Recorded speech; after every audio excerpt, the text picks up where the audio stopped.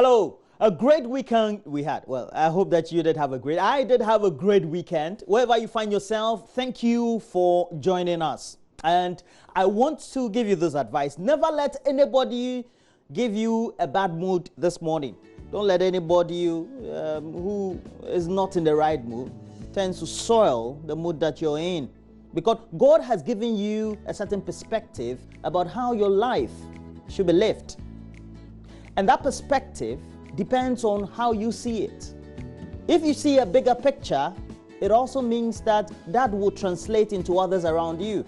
You know, many of us have negative moods, so we tend to affect a lot of people around us. Some people eat banku, so they feel heavy, and as a result of that, for those of us who eat rice and feel very light, and then they want to disrupt our mood.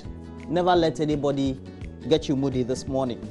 Thank you for joining us. For the next 3 hours, we want you to get interactive, very much so, through our social media platforms. So we have Facebook, JoyNews on TV, and same being a handle on Twitter as well.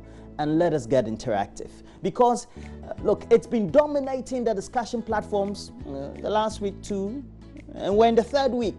We're talking about the subject of the election of MMDCs. And you know that on December 17, we're supposed to go to the polls. It's a referendum.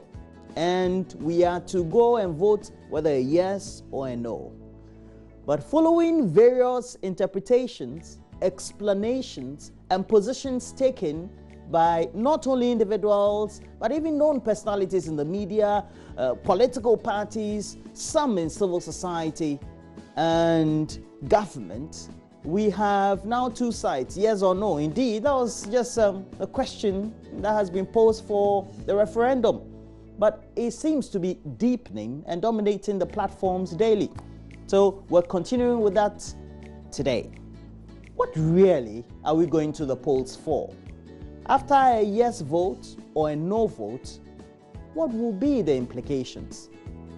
Sampi Yale is a legal practitioner, a former High Commissioner to India. You'll be joining us this morning. His party, the NDC, also has taken a position as well. Also helping us do more of the discussion and broaden it in such a way that all of us will have more say on the subject is Dr. Kwame Asasante.